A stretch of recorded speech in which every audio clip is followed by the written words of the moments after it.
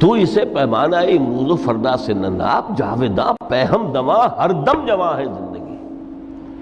اس میں یہ وقفہ جو ہے خلق الموت والحیات لیبلوکم ایکم احسن عملا، یہ اس جسد کے ساتھ اس روح کا اتصال، اور یہ 30 40 50 60 70 80 100 برس کی عمر، یہ ایک وقفہ ہے، یہ امتحانی وقفہ ہے، تمہیں جانچا جا رہا ہے، پرکھا جا رہا ہے۔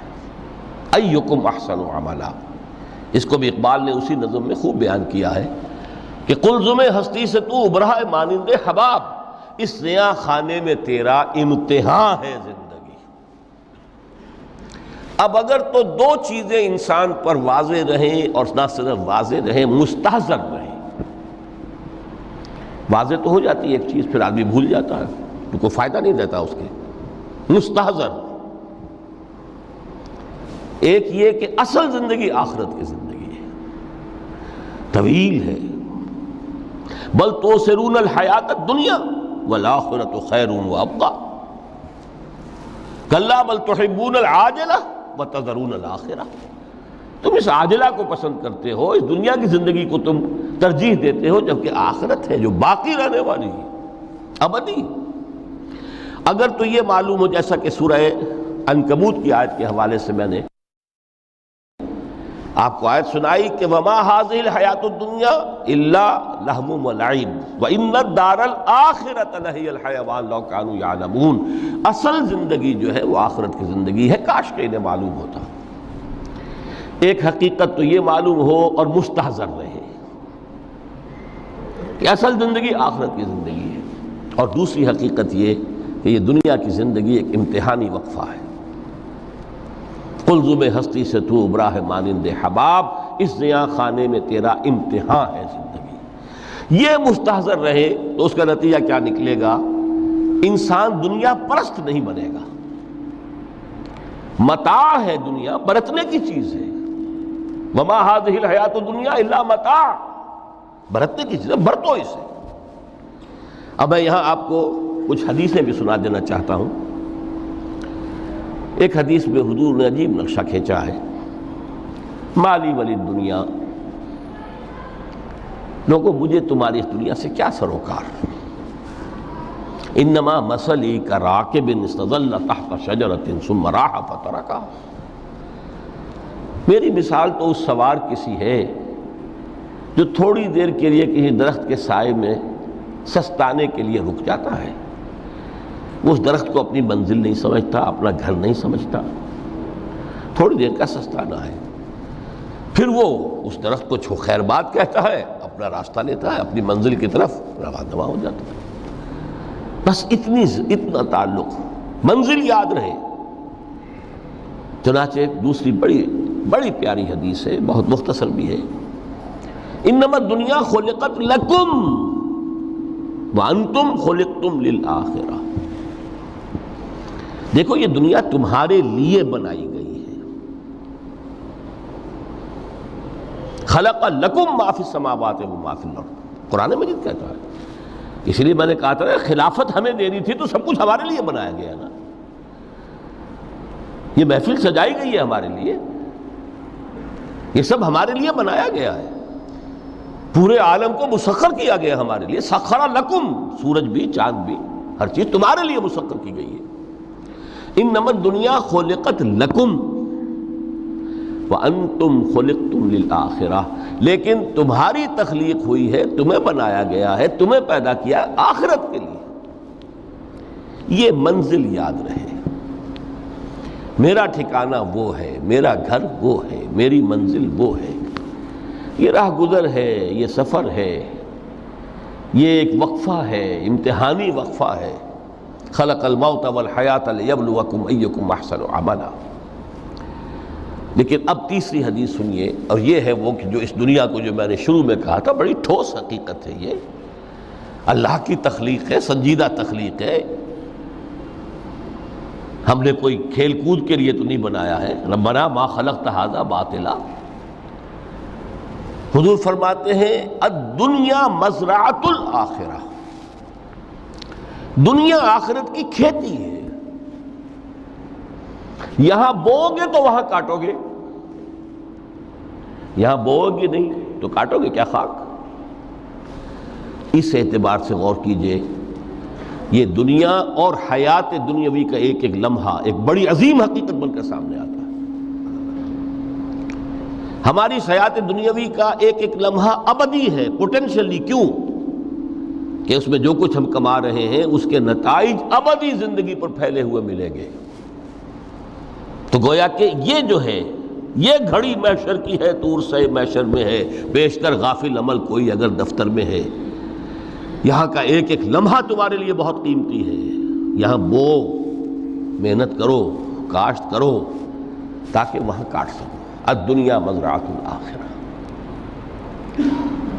اب دیکھیے یہ جو انداز ہے قرآن کا، وَمَا الْحَيَاةُ الدُّنْيَا إِلَّا مَتَاعُ الْغُرُورِ، جو ہماری گفتگو کا آج عنوان ہے، اس کے دو نتیجے نکلتے ہیں عملاً۔ ایک نتیجہ جو صحیح ہے، جو قرآن نکالنا چاہتا ہے، جس کی طرف اسلام رہنمائی کرتا ہے۔ ایک ہے بالکل منفی نتیجہ جس کی اسلام نفی کرتا ہے۔ وہ منفی نتیجہ کیا ہے؟ دنیا دھوکے کی ٹٹی ہے، چھوڑو گھر گھرستی کو، دفع کرو، رب سے لو لگانی ہے۔ یہ شادی کر کے اور گھر گھرستی کا کھکیڑ مول لینا، کہاں ایک پیٹ کا پالنا، کہاں 10 پیٹ لگ جائے پیچھے، اسی میں آدمی جو ہے گم ہو کر رہ جاتا ہے۔ لہذا گھر گھرستی کو چھوڑو، تجرد کی زندگی گزارو۔ پھر یہ تمدن ہر جگہ شر ہے، برائی ہے، دھوکہ ہے، فریب ہے، جھوٹ ہے، دفع ہو جاؤ، جاؤ کہیں پہاڑوں کی چوٹیوں پر، کہیں غاروں میں، گپھاؤں میں، کہیں جنگلوں میں دھونی روا۔ یہ ہے اس کا ایک منطقی نتیجہ جو نکلا ہے دنیا میں، اور تقریباً تمام مذاہب عالم میں نکلا ہے۔ رحمانیت جس کی جس شد و بد کے ساتھ نفی کی ہے محمد رسول اللہ صلی اللہ علیہ وسلم، لا رحمانیت فی الاسلام، اسلام میں کوئی رحمانیت نہیں، نفی ہے، مکمل نفی، لا رحمانیت فی الاسلام۔ فرمایا کہ النکاح من سنتی، یہ میری سنت ہے، میرا طریقہ ہے، گھر گھرستی کی زندگی اختیار کرنا یہ میری سنت ہے۔ 3 صحابہ پر کچھ اسی طرح کا غلبہ ہو گیا تھا۔ صحابہ میں ہر طرح کے لوگ تھے، ان میں وہ لوگ بھی تھے کہ جو بڑے ریشنلسٹ تھے، عقل کے حوالے سے بات سمجھنے والے۔ حضرت عمر کو ہم کہہ سکتے ہیں کہ سر خیل تھے ان کی رضی اللہ تعالیٰ۔ کچھ درویش منش لوگ بھی تھے، کچھ پر یہ تقویٰ کا اور درویشی کا بہت زیادہ غلبہ ہو گیا تھا، مغلوب الحال ہم انہیں کہہ سکتے ہیں۔ حضرت عبداللہ ابن عمرو بن العاص رضی اللہ تعالیٰ عنہما، ایک عجیب سائملٹینیس کنٹراسٹ ہے باپ اور بیٹے میں۔ عمرو بن العاص بہت بڑے سیاستدان، مدبر، عرب نے چوٹی کے جو 3 سیاستدان پیدا کیے ان میں سے ایک عمرو بن العاص ہے، واریر، کانکرر، سیاستدان۔ لیکن عبداللہ ابن عمرو بن العاص بالکل درویش، روزانہ روزہ ساری رات کھڑے ہیں، نہ بیوی سے کوئی سروکار، نہ کسی سے کوئی سروکار۔ حضور کو اطلاع ملی، بلا لیا، جواب طلبی ہو گئی، یا عبداللہ اولم اخبر انک تصوم الدہر وتقوم اللیل، اے عبداللہ مجھے یہ خبر دی گئی ہے تم ساری رات کھڑے رہتے ہو، روزانہ روزہ رکھتے ہو، کیا کہتے ہیں؟ جی حضور ایسا تو ہے۔ لا تفعل، مت کرو ہرگز۔ فإن لنفسك عليك حقا وإن لزوجك عليك حقا وإن لزورك عليك حقا، دیکھو تم پر تمہارے اس جسم کا اور نفس کا بھی حق ہے، اسے آرام بھی دو، اس کی ضروریات بھی پوری کرو، اس کی دیکھ بھال بھی کرو، یہ بھی تمہارے پاس امانت ہے اللہ کی۔ پھر تم پر تمہاری بیوی کا حق ہے۔ کسی صحابی نے دیکھا تھا حضرت عبداللہ ابن عمرو بن العاص کی بیوی کو کہ وہ بالکل جیسے کہ میلی کچیلی حالت میں تھی، پوچھا یہ کیا حال بنا رکھا؟ ان کا کہ آپ کے دوست کو تو کوئی غرض ہے ہی نہیں سرے سے. ظاہر بات ہے کہ مسلمان بیوی اور کس کے لیے وہ سنگھار کرے گی جب شوہر ہی کو کوئی دلچسپی نہ ہو، اس سے غرض ہی نہ ہو. لا تفعل. رات کو سو بھی دیکھو مجھے، میں رات کو سوتا بھی ہوں، نماز پڑھتا بھی ہوں، میں روزے رکھتا بھی ہوں، ناغے بھی کرتا ہوں. دیکھو زیادہ سے زیادہ ہفتے میں دو دن روزے رکھ لیا کرو کہ حضور مجھے اور تھوڑی سی اجازت. اچھا ایک دن ناغا، ایک دن روزہ، صوم داؤد، اس سے آگے کی اجازت نہیں. اسی طرح 3 حضرات سراسراہتن آتا ہے حدیث میں، بخاری شریف کی روایت ہے، ان پر بھی کوئی ایسا ہی غلبہ ہوا رہبانیت کا اور ترک دنیا کا. انہوں نے آ کے ازواج مطہرات سے معلوم کیا آپ کتنی رات نماز پڑھتے ہیں، کتنا دو سوتے ہیں، مہینے میں کتنے آپ روزے رکھتے ہیں نفلی. انہوں نے کوئی، وہاں تو کھلی کتاب تھی سیرت محمدی صلی اللہ علیہ وسلم، جو کچھ تھی حقیقت بیان کر. اب دیکھیے ایک عجیب ذہنیت، انہوں نے دیکھا کہ یہ تو کم ہے، ان کے اندازے کے اعتبار سے تو بہت کم ہے، لیکن یہ کہ اپنے آپ کو ذرا تسلی، حضور کی تو کوئی ضرورت نہیں ہے، آپ تو معصوم ہیں، آپ کیسے کوئی گناہ نہیں ہوا، کوئی خطا نہیں ہوئی، آپ کے لیے تو یہ اتنی عبادت ہمارے لیے تو کافی نہیں ہے، ہم تو گناہ گار ہیں. ایک نے عہد کیا کہ میں کبھی نہیں سوؤں گا، رات بھر کھڑا رہوں گا. دوسرے نے کہا کبھی ناغا نہیں کروں گا، ہر روز روزہ رکھوں گا. تیسرے نے کہا میں شادی بیاہ کے کھکیڑ میں پڑوں گا نہیں.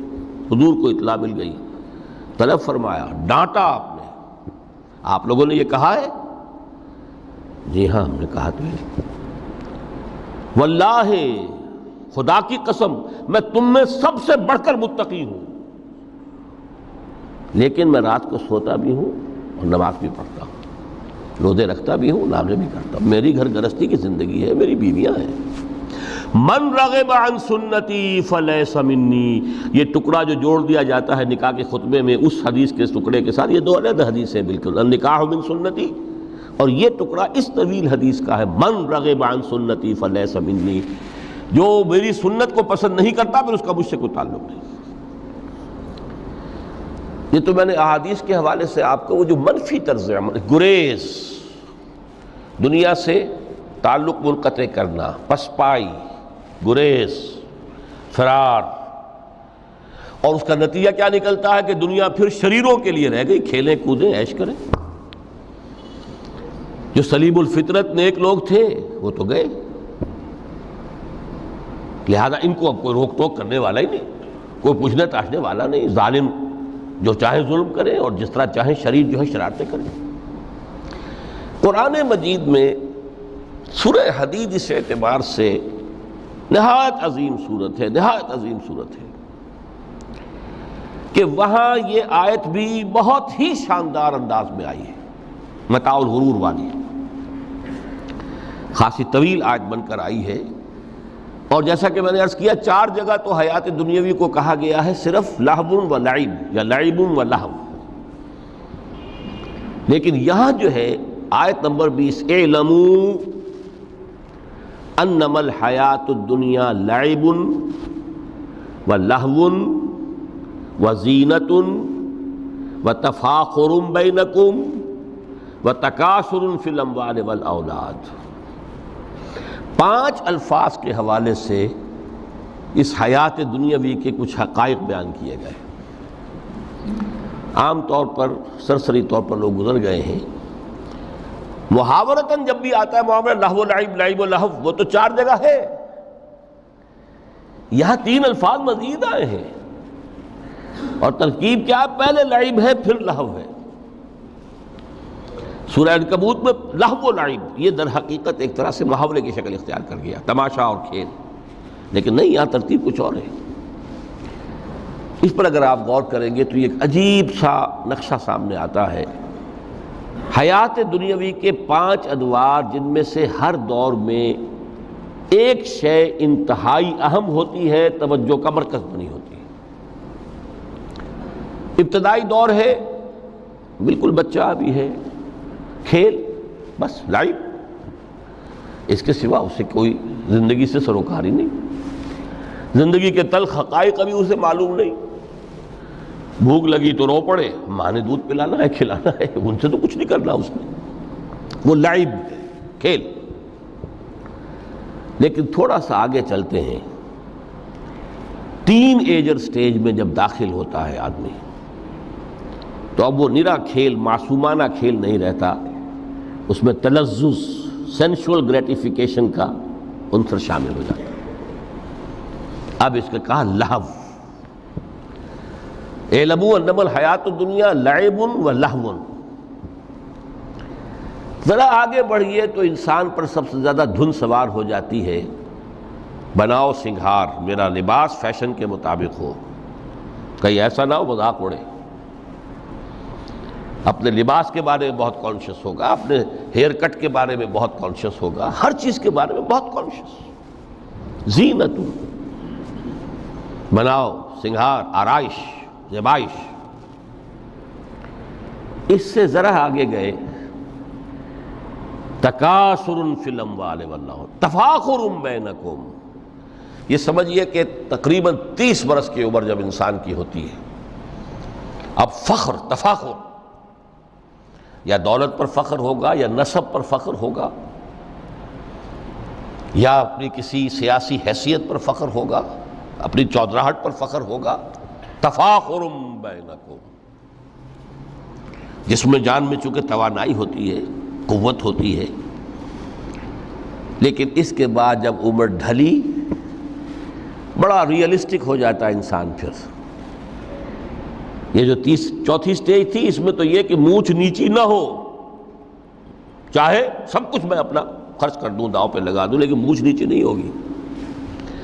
آخری سٹیج وہ ہوتی ہے کہ پھر ہوکا لگ جاتا ہے آدمی کو، تکاثر فی الاموال والاولاد، مال اور اولاد کی کثرت کثرت کثرت۔ اب یہ ہوتا ہے کہ مونچھ نیچی کیا، مونڈ بھی دی جائے تو کوئی حرج نہیں، مال آنا چاہیے، ویری ریئلسٹک۔ اور اسی حال میں انسان ہوتا ہے، آخری پارے کی صورت نے پھر اس میں ایڈ کر کے اس کے اوپر مہر لگا دی، الہاکم التکاثر حتی زرتم المقابر۔ یہ تکاثر جو ہے پیچھا نہیں چھوڑتا۔ اتنی دولت بھی ہے کہ آپ کی 10 نسلیں کھا سکے اطمینان سے بیٹھ کر، تب بھی صبر نہیں ہوتا۔ بڑے میاں کی ٹانگیں جو ہیں وہ قبر میں لٹکی ہوئی ہیں، لیکن تکاثر جو ہے، تکاثر مال، وہ پیچھا نہیں چھوڑتا۔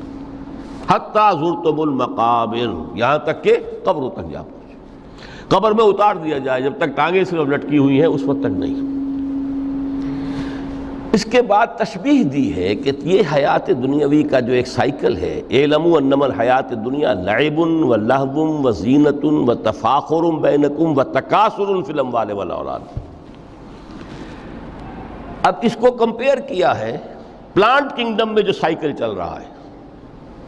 یہ ہمارا سائیکل ہے 60-70 برس کا، بچہ پیدا ہوا، خوشیاں منائی گئیں، پھر وہ لڑکپن سے، پھر ٹین ایجر سٹیج سے، پھر جوانی ہے، پھر ادھیڑ عمر ہے، اور پھر بڑھاپا ہے، اور پھر قبر میں اتارا جانا ہے۔ لیکن یہ کہ پلانٹ کنگڈم میں سائیکل چلتی ہے، کمثل غیث اعجب الکفار نباتہ ثم یہیج فتراہ مصفرا ثم یکون حطاما۔ یہ 4 سٹیج ہیں۔ جیسے بارش برستی ہے تو سبزہ نمودار ہوتا ہے، اور کاشتکار کو بڑا اچھا لگتا ہے، اس نے بیج بویا تھا، اس نے محنت کی تھی، اس نے ہل چلایا تھا، اعجب الکفار نباتہ، اس کو بہت اچھا لگتا ہے، دل باغ باغ ہو جاتا ہے۔ جیسے آپ کے ہاں بیٹا ہوا، پوتا ہوا، خوشیاں مناتے ہیں آپ۔ کمثل غیث اعجب الکفار نباتہ ثم یہیج، پھر وہ فصل اپنی پوری قوت کو پہنچتی، فصل لہرا رہی ہے، فتراہ مصفرا، پھر وہ زرد ہو جاتی ہے، وہ ہریاول اب ختم ہوئی، اب فصل پک گئی ہے، اب وہ زردی پر آ گئی ہے۔ ثم یکون حطاما، پھر وقت آتا ہے، اگر وہ خضرو گھاس ہے تو پھر وہ چورا چورا ہو کر پھر وہ مٹی میں مل جاتی ہے، اور اگر فصل ہے تو کھیتی کٹ گئی، اس کے بعد کیا رہ گیا وہاں، وہ چورا ہی رہ جاتا ہے باقی۔ یہ لائف کا سائیکل چل رہا ہے، 3 مہینے کا ہو، 4 مہینے کا ہو، یہ ہے پلانٹ کنگڈم کا، وہ ہے سائیکل انسانی زندگی کا۔ اب فرمائی ٹیپ کی بات جو ہے، وفی الآخرۃ عذاب شدید ومغفرۃ من اللہ ورضوان۔ دیکھو دنیا کی زندگی تو ان سٹیجز سے ہو کر گزر ہی جانی ہے۔ جو پیدا ہوا ہے اس پر بڑھاپا بھی آئے گا، موت بھی آئے گی۔ کل نفس ذائقۃ الموت، جو سورہ آل عمران کی 185ویں آیت کا پہلا جملہ تھا۔ ہر انسان کو جو پیدا ہوا موت آنی ہے۔ اب یہ ہے کہ وہ کہیں آپ نے محل میں گزار لی زندگی، کسی کٹیا میں گزار لی زندگی، کسی کی فٹ پاتھ پر گزر گئی زندگی، زندگی گزر جاتی ہے، گزرتی ہے، اور ان 5 سٹیجز میں سے ہو کر گزرتی ہے۔ آپ گندی گلیوں میں بچوں کو کھیلتے ہوئے دیکھتے ہیں، وہ بھی کھیل رہے ہوتے ہیں، نالیوں کے پانی کے اندر کھیل رہے ہوتے ہیں، ان کا بھی کھیل ہے، گندے جوہڑ میں کھیل رہے ہوتے ہیں۔ وہ تو ہے زندگی کی وہ سٹیج جو ہے کھیل کی ہے۔ کسی کے پاس بڑے قیمتی کھلونے ہیں، ان سے کھیل رہا ہے، کوئی اس طرح گلی ڈنڈا کھیل رہا ہے یا کچھ اور کھیل رہا ہے، لیکن وہ 5 سٹیجز تو آئیں گی۔ اعلموا انما الحیات الدنیا لعب ولہو وزینۃ وتفاخر بینکم وتکاثر فی الاموال والاولاد کمثل غیث اعجب الکفار نباتہ ثم یہیج فتراہ مصفرا ثم یکون حطاما وفی الآخرۃ عذاب شدید ومغفرۃ من اللہ ورضوان۔ آخرت میں جا کر یہ بائیفرکیشن ہو جانی ہے، یا تو شدید عذاب اور یا اللہ کی مغفرت اور رضا۔ Now the choice is yours، اما شاکرا و اما کفورا، فیصلہ تم خود کر لو۔ وما الحیات الدنیا الا متاع الغرور، یہاں بھی آخری الفاظ وہ ہے کہ دنیا کی زندگی دھوکے کے سوا کچھ نہیں۔ کیوں؟ اگر تو دنیا کی زندگی میں گم ہو گئے، جیسے کہ اقبال نے کہا ہے کہ کافر کی یہ پہچان کے آفاق میں گم ہے، اور مومن کی یہ پہچان کہ گم اس میں ہے آفاق۔ دنیا میں رہو، طالب دنیا نہ بنو، طالب عقبہ، طالب آخرہ۔ دنیا میں رہو، برتو، استعمال کرو، تمہارے لیے پیدا کیا گیا، بھائی برتو، متاع ہے، برتنے کی شے ہے۔ ہاں حلال اور حرام کی پابندیاں سامنے رکھو، باقی برتو۔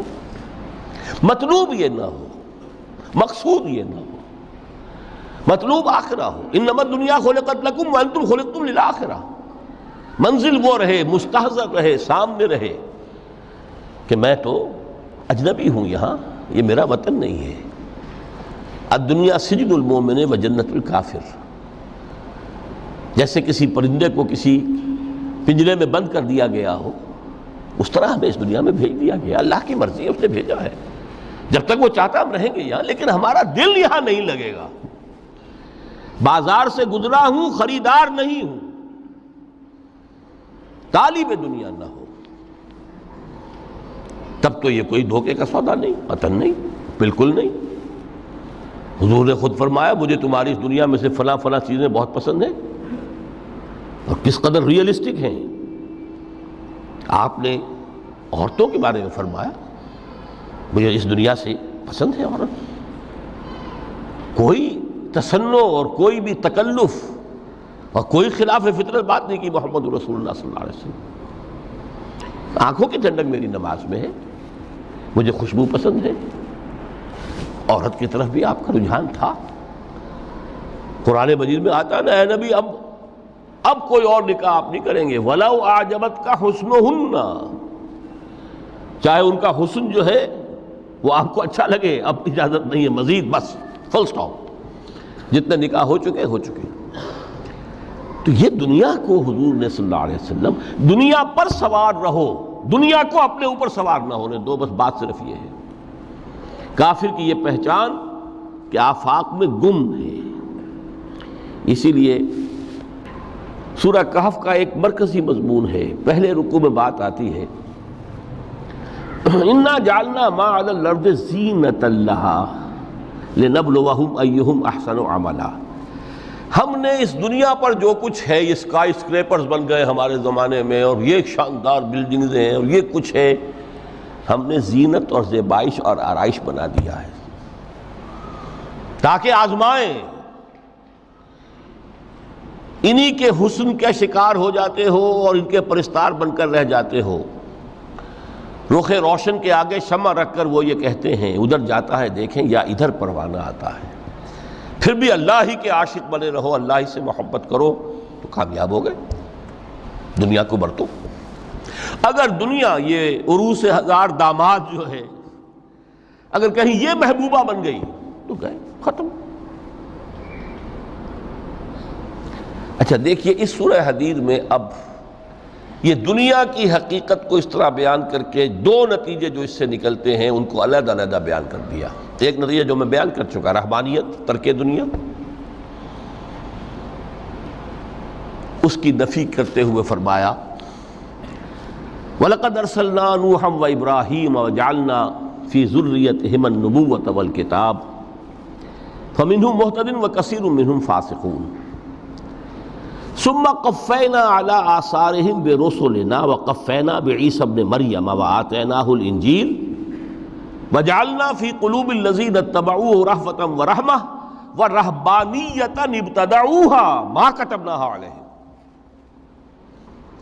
اصل مضمون یہ تھا جس کے لیے تمہید اتنی لمبی باندھی. ہم نے نوح کو بھیجا, ابراہیم کو بھیجا, ان کی اولاد میں ہی نبوت اور کتاب رکھ دی, پھر ان کے نقش قدم پر ہم نے اٹھایا عیسیٰ ابن مریم کو, انہیں انجیل دی, اور جو لوگ ان پر ایمان لائے ان کے دلوں میں رحمت اور رافت کے جذبات پیدا کر دیے, انسانی ہمدردی.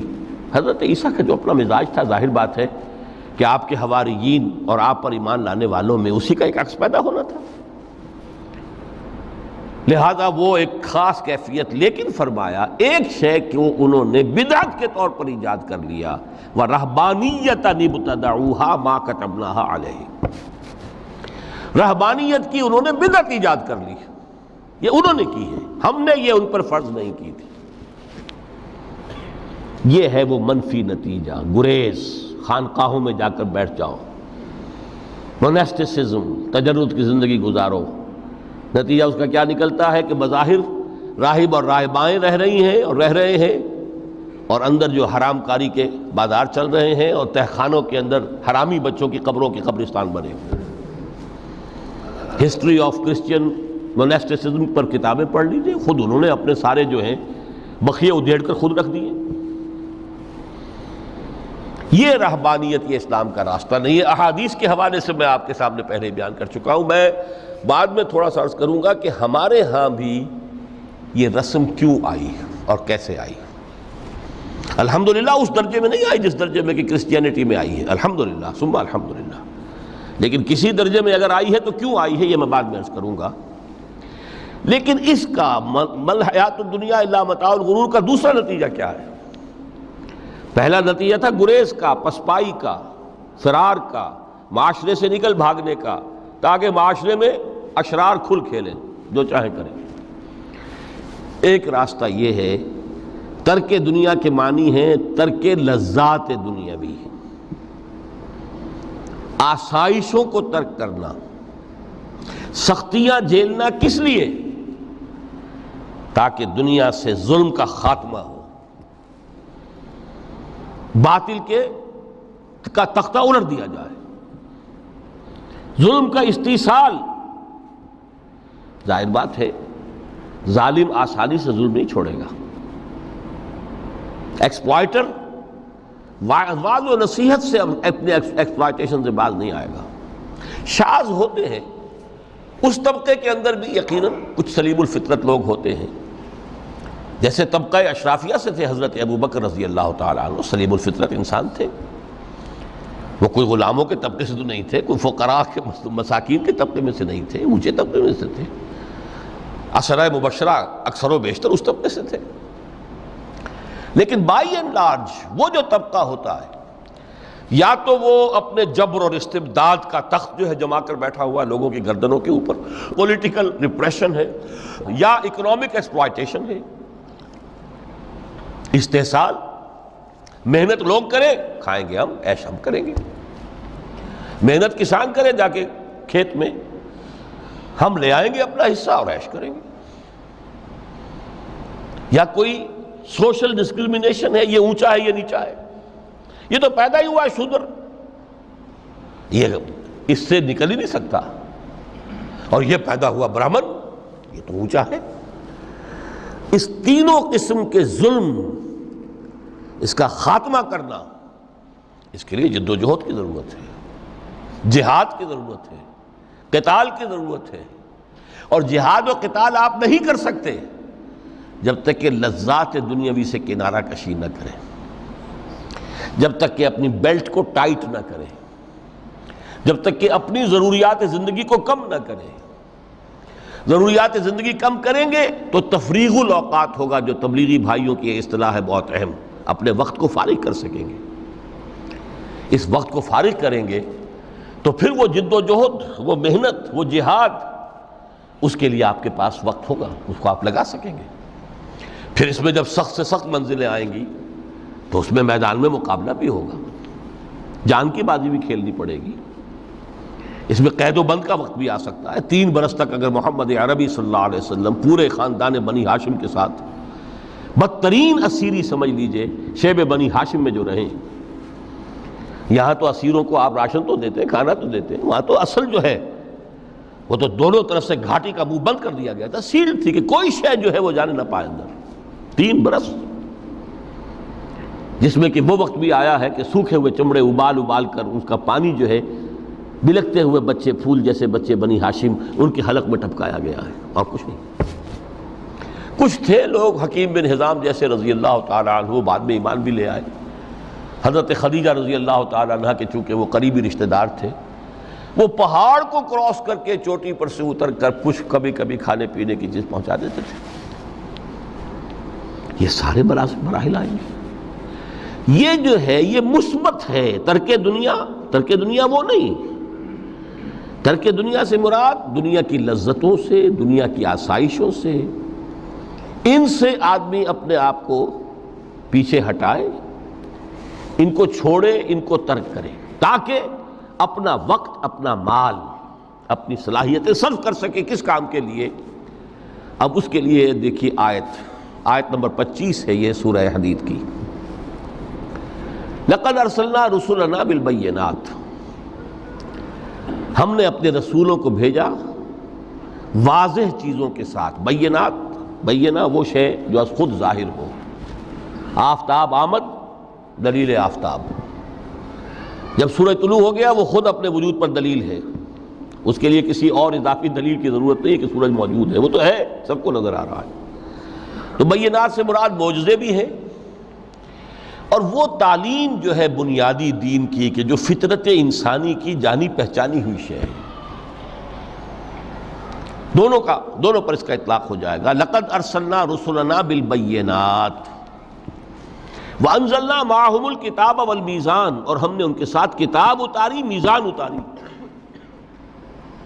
یہ سب کچھ کس لیے کیا؟ لیقوم الناس بالقسط، تاکہ لوگ عدل پر قائم ہوں۔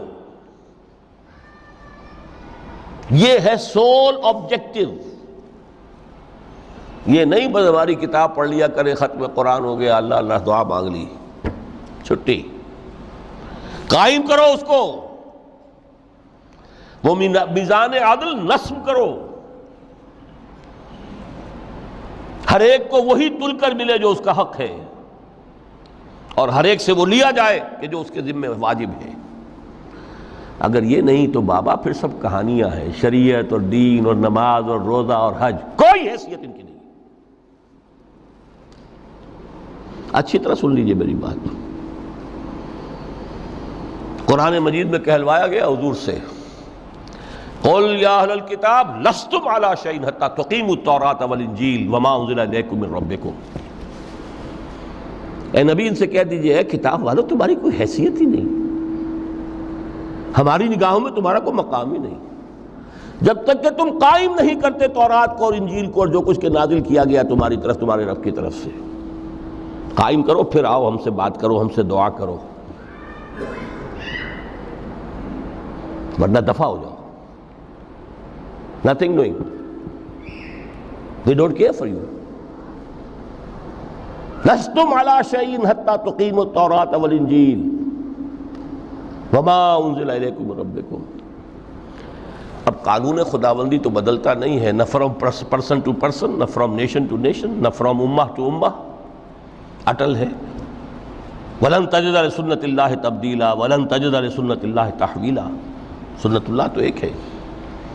اب اس آیت کو ذرا پڑھیے، قُلْ يَا أَهْلَ الْقُرْآنِ لَسْتُمْ عَلَىٰ شَيْءٍ حَتَّىٰ تُقِيمُوا الْقُرْآنَ۔ وما انزل علیکم من ربکم، کہہ دو اے محمد کہ اے قرآن والو تمہاری کوئی حیثیت نہیں ہے ہمارے سامنے جب تک کہ تم قرآن کو قائم نہیں کرو۔ پڑھ لو اور اس کے قرات کے مقابلے منعقد کرا لو اور سونے کے تاروں سے اسے لکھ لو اور اس کو جو چاہو کر لو، کوئی حیثیت نہیں۔ قائم کرو اس قرآن کو، اس کے نظام کو، اس کے قانون کو، جو حضرت ابوبکر نے فرمایا تھا پہلا خطبہ جو دیا ہے آپ نے بیعت خلافت کے بعد، تم میں ہر قوی میرے نزدیک ضعیف ہوگا جب تک کہ اس سے حق وصول نہ کر لوں، اور ہر ضعیف قوی ہوگا جب تک کہ اسے اس کا حق دلانا دوں۔ سورہ شورى میں حضور سے کہلوایا گیا قل وَأُمِرْتُ لِأَعْدِلَ بَيْنَكُمْ، مجھے یہ حکم ہوا ہے کہ میں تمہارے مابین عدل قائم کروں۔ میں واعظ بن کر نہیں آیا، میں بدھ مت کے بھکشو بنانے کے لیے نہیں آیا تمہیں۔ ہاں انقلابی عمل میں ایک مرحلہ آتا ہے، بدھ مت کے بھکشو بننا پڑتا ہے کچھ عرصے کے لیے، تیاری کا مرحلہ، وہ میں ابھی بعد میں ذرا بیان کر دوں گا، لیکن مستقل نہیں ہے یہ بدھ مت کے بھکشو۔ یہ بدماش جس طرح چاہیں کھل کھیلیں، ظالم جس طرح چاہیں لوگوں پر ظلم کرتے رہیں، تشدد اور جبر کا جس طرح سے چاہے معاملہ کریں، استحصالی نظام جس طرح ہوتا ہے چلتا رہے۔ شاہ ولی اللہ دہلوی رحمۃ اللہ علیہ کے الفاظ میں انسانوں کی عظیم اکثریت ڈھور ڈنگر بن جائے، صبح سے لے کے شام تک کمر توڑ دینے والی مشقت کے بعد بمشکل 2 وقت کی روٹی ملتی ہو، اس کا کبھی خیال اسے اللہ کا آئے گا؟ کبھی اللہ سے لو لگا سکے گا؟ دنیا نے تیری یاد سے بیگانہ کر دیا تو اس سے بھی دل فریب ہے غم روزگار کے۔ اس لیے حضور نے فرمایا کاد الفقر ان یکون کفرا، یہ فقر جو ہے یہ تو انسان کو کفر تک پہنچا دیتا ہے۔ عدل قائم کرو۔ تو دیکھیے یہ آیت انتہائی گمبھیر آیت ہے قرآن مجید کی سورہ حدید کی، جس طرح وہ آیت متاع الغرور والی جس شان کے ساتھ سورہ حدید میں آئی ہے، اعلموا انما الحیات الدنیا لعب ولہو وزینۃ وتفاخر بینکم وتکاثر فی الاموال والاولاد کمثل غیث اعجب الکفار نباتہ ثم یہیج فتراہ مصفرا ثم یکون حطاما وفی الآخرۃ عذاب شدید ومغفرۃ من اللہ ورضوان وما الحیات الدنیا الا متاع الغرور۔ لیکن اس کا نتیجہ کیا نکلنا چاہیے؟ لقد ارسلنا رسلنا بالبینات وانزلنا معهم الکتاب والمیزان لیقوم الناس بالقسط۔ Now prepare for the shock۔ میرے نزدیک، میرے علم کی حد تک شاید دنیا کی کوئی انقلابی کتاب نہ ہو جس نے اس قدر عریاں طور پر کھل کر یہ کہا ہو کہ ظالموں کی سرکوبی کرو، کچلو ان کے سر۔ وانزلنا الحدید، ہم نے لوہا بھی اتارا ہے۔ ایک وقت آتا ہے ظلم نہیں ختم ہوتا جب تک کہ لوہے کی طاقت ہاتھ میں نہ آئے۔ انزلنا الحدید، ہم نے صرف کتاب ہی نہیں اتاری ہے، لوہا بھی اتارا ہے۔ فیہ باس شدید، اس میں جنگ کی صلاحیت ہے۔ ومنافع للناس، لوگوں کے لیے کچھ اور منفعتیں بھی ہیں، کوئی توا پرات چمٹا یہ بھی بنا لو، ٹھیک ہے، لیکن اصلاً یہ اسلحہ کے لیے۔ وانزلنا الحدید، اسی تو سورہ حدید کا نام حدید ہے۔ فیہ باس شدید ومنافع للناس ولیعلم اللہ من ینصرہ ورسلہ بالغیب، اللہ دیکھنا چاہتا ہے کون ہے اس کے وفادار بندے جو اس لوہے کی طاقت کو ہاتھ میں لے کر مدد کرتے ہیں اس کی اور اس کے رسولوں کی غیب میں ہونے کے باوجود۔ ان اللہ قوی عزیز، ویسے اللہ قوی ہے، عزیز ہے، آنے واحد میں کفر کو ختم کر دے جب چاہے، آنے واحد میں ظالموں کا ظلم جو ہے وہ ختم کر کے رکھ دے، وہ سب کچھ کر سکتا ہے۔ لیکن پھر تمہاری آزمائش کیسے ہوگی؟ کیسے معلوم ہوگا ہوز ہو، کس کا کیا مقام تھا، کس کے پاس کتنا یقین کا سرمایہ تھا، کس کے ایمان کی گہرائی اور گہرائی کا کیا عالم تھا، کس نے ہمارے دین کے لیے کیسی کیسی قربانیاں جھیلی ہیں۔ یہ ہے ترک دنیا جو موسٹ پروفاؤنڈ ہے، نتیجہ خیز ہے، خیر کو وجود میں لانے کے لیے ہے، لیکن اس کی مثالیں موجود ہیں۔ حضرت مصعب بن عمیر رضی اللہ تعالی عنہ ایام جاہلیت میں کہا جاتا ہے ان کا جوڑا جو ہے شام سے تیار ہو کر آتا تھا، جیسے کبھی مشہور ہے کہ پنڈت نہرو کا بھی کپڑے سل کر آتے تھے پیرس سے۔ موتی لال نہرو کا بیٹا، اور موتی لال نہرو وہ تھا کہ وائس رائے کی پہلی کار آئی ہے ہندوستان میں تو دوسری کار موتی لال کی آئی، اس کا بیٹا، اس کے کپڑے پیرس سے سل کر آتے تھے۔ مصعب بن عمیر کے کپڑے شام سے تیار ہو کر آتے تھے، اور وہ ہمیشہ عطر میں بسے ہوئے ہوتے تھے۔ یہاں سے گزر گئے، معلوم ہوا کہ پوری گلی جو ہے وہ مہک اٹھی، معلوم ہو جائے کہ مصعب گزرا ہے یہاں سے۔ ایمان لائے محمد رسول اللہ پر صلی اللہ علیہ وسلم۔ باپ فوت ہو چکا تھا، اس کی چھوڑی ہوئی دولت تھی، ماں تھی، لیکن وہ خاندان کا نظام، چچا تھا سربراہ، وہ بدترین کافر۔ اس نے پہلے سمجھایا ہوگا 100 طریقے آزما کے، پھر آخری بار اس نے آزمایا کہ جس دولت کے اوپر تم عیش کر رہے ہو یہ تمہارے مشرک باپ کی دولت ہے، نکل جاؤ گھر سے۔ انہوں نے سمجھا تھا جیسے سورہ صافات میں آتا ہے فَأَرَادُوا بِهِ كَيْدًا فَجَعَلْنَاهُمُ الْأَسْفَلِينَ، انہوں نے حضرت ابراہیم کے بارے میں سمجھا تھا جب دیکھیں گے کہ آگ تیار ہو رہی ہے اور یہ اس میں مجھے ڈال دیں گے تو سب یہ نشہ حرن ہو جائے گا، یہ توحید وحید سب ہوا ہو جائے گی۔ لیکن ہوا کیا؟ بے خطر کود پڑا آتش نمرود میں عشق، عقل ہے محو تماشائے لبے بام ابھی۔ اس نے تو یہ دھمکی دی تھی کہ دن میں تارے نظر آ جائیں گے مصعب کو، ناز و نام میں پلا ہوا انسان، اسے کہہ دیا جا نکل جاؤ گھر سے۔ اٹھ کر چلنے لگے، اس کا تیش جو ہے اور اچھا یہ کپڑے بھی اسی مشرک باپ کے ہیں، اتارو ان سب کو۔ مادر ذات برہنہ ہو کر گھر سے نکلے، مادر ذات۔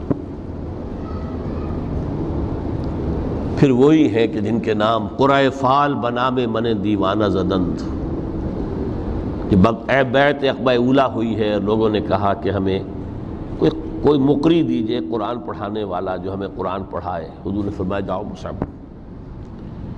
وہ مصعب وہاں جا کر مدینے میں المقری بن گئے، جا المقری، وہ آ رہا پڑھانے والا۔ اور 1 سال کی محنت، دعوت اور تبلیغ اور قرآن کے پڑھانے کے نتیجے میں اگلے سال 75 افراد لا کر حضور کی جھولی میں ڈال دی۔ یہ مصعب ہے۔ شہادت ہوئی ہے غزوہ بدر میں۔ ایک مرتبہ اس سے پہلے کا واقعہ بھی ہے کہ حضور مسجد میں تشریف فرماتے، سامنے سے حضرت مصعب گزرے، ایک پھٹا ہوا سا کمبل جسم کے گرد لپیٹا ہوا تھا۔ حضور کی آنکھوں میں آنسو آ گئے۔ از کجا تاب کجا، یہ دیوانہ جو ہے اللہ کا اور رسول کا اور دین کا کہاں سے کہاں پہنچا ہے۔ غزوہ احد میں علم ان کے ہاتھ میں ہے، جس ہاتھ میں علم ہے وار پڑا، کٹ گیا، دوسرے سے پکڑا، اس کو بھی کٹ گیا، پھر دونوں جتنے بچ گئے تھے حصے ان سے سنبھالا، پھر شہید ہو گئے۔ جسم پر صرف ایک چادر تھی، اوپر سے جسم ننگا تھا، صرف ستر کے لیے چادر۔ دفن کرنے لگے تو مسئلہ ہی پیش آ گیا کہ چونکہ شہید کے تو کفن جو ہے اس کا اپنا جو بھی لباس پہنا ہو شہادت کے وقت، حضور سے کہا گیا کہ حضور مصعب کی چادر تو اتنی چھوٹی ہے کہ سر ڈھانپتے ہیں تو پیر کھل جاتے ہیں، پیر ڈھانپتے ہیں تو سر کھل جاتے ہیں۔ فرمایا سر کو چادر سے ڈھانپ دو اور پیروں پر اذخر گھاس لا کر ڈال دو، یہ آخری لباس نصیب ہوا ہے۔